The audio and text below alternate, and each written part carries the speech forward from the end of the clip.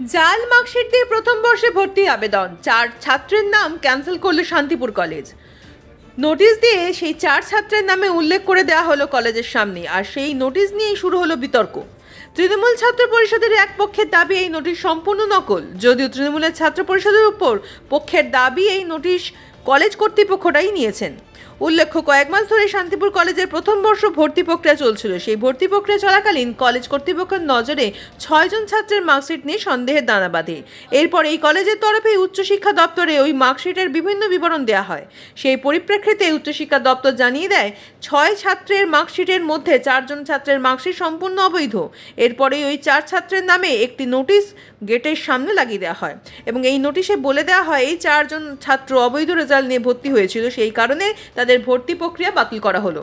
এই 4 ছাত্রের নাম সুকান্ত দাস, নয়ন মজুমদার, সাগর মল্লিক ও রাজা পাল। সেই নোটিশ নজরে আসতেই শুরু হলো বিতর্ক।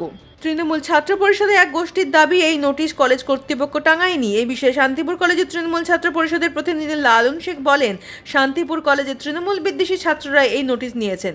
এই নোটিশের কোনো বৈধতা নেই এবং কলেজ কর্তৃপক্ষ এই নোটিশ দেননি। প্রয়োজনে আমরা আইনের দ্বারস্থ হব। তৃণমূল ছাত্র পরিষদের এক গোষ্ঠীর দাবি এই নোটিশ কলেজ কর্তৃপক্ষ টাঙায়নি। এই বিষয়ে শান্তিপুর কলেজের তৃণমূল ছাত্র পরিষদের প্রতিনিধি লালন শেখ বলেন, শান্তিপুর কলেজের তৃণমূল বিদ্বেষী ছাত্ররা এই নোটিশ নিয়েছেন। এই নোটিশের কোনো বৈধতা নেই এবং কলেজ কর্তৃপক্ষ এই নোটিশ দেননি। প্রয়োজনে আমরা আইনের দ্বারস্থ হব। 8 জন ফেক রেজাল্টের জন্য তাদের নাম বাদ গেছে ভর্তির লিস্ট থেকে। পাশাপাশি তারা দাবি করছে যে এই নোটিশটা যারা তৃণমূল ছাত্র বিদ্বেষী সেই ছাত্ররাই করেছে, কলেজ কর্তৃপক্ষ টাঙায়নি। কি বলবে? না, এটা কলেজ যখন ভর্তি হয় ওতে লিখিত নিয়েছিল যে যদি এগুলো জাল হয় তাহলে কিন্তু পরে অ্যাডমিশন ক্যান্সেল করা হবে। পরে কলেজ কর্তৃপক্ষ এগুলোকে চেক করেছে, চেক করে দেখে পুরোটাই মানে জাল মার্কশিট, এডিট করা জাল মার্কশিট করে দুর্নীতি করে একটা 45 বছর ছেলে ছাত্র কলেজে ভর্তি হচ্ছে। ওর নামে কার নামে? রাজা পাল। আচ্ছা, এরকম জায়গায় স্টুডেন্ট ভর্তি হয়েছে। তা এইরকম করে একটা শিক্ষার জায়গা এসে নষ্ট করছে। আবার নাকি বলছে এগুলো নাকি তৃণমূল ছাত্র পরিষদ যারা বিদ্বেষী, তৃণমূলের ছদ্মবেশে করে যারা বিজেপি, আবার বড় বড় কথা বলে। এরকম দুর্নীতি করে যারা ভর্তি হয়েছে আমি চাইবো কলেজ কর্তৃপক্ষ থানার দ্বারস্থ হোক, আইনত শাস্তির জন্য এদের কাছে দাবি জানাচ্ছি আমি। কারণ এরকম দুর্নীতি এরপরে বিগত দিনে আর কেউ করতে সাহস না পায়।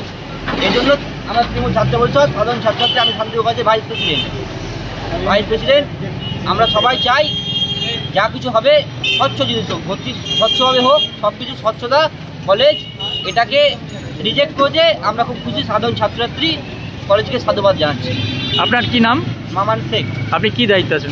আমি শান্তিপুর কলেজের ভাইস প্রেসিডেন্ট। সেখানে দেখা যাচ্ছে 4 জন রেজাল্টের অবৈধ বলেছে, নাম আপনার নাম রয়েছে। আপনার রেজাল্টে কি অবৈধ তাহলে? হ্যাঁ, সেটাই তো আমি স্যারের সঙ্গে দেখেছি, নোটিশ করেছে, নোটিশ দেখে কলেজে এসেছি। স্যার আসেনি, স্যারের সঙ্গে কথা বলে দেখি। আপনার রেজাল্টে কি অবৈধ? সেটা স্যার বলতে পারবে না, আপনার তো রেজাল্ট আমার অবৈধ হবে কেন? হ্যাঁ, সেটাই বলছি। আপনার একদম সঠিক রেজাল্ট। আপনি কি প্রথম বর্ষে ভর্তি হওয়ার আবেদন করেছেন? ফার্স্ট সেমিস্টারে আবেদন করেছি। কি নাম আপনার? রাজা পাল।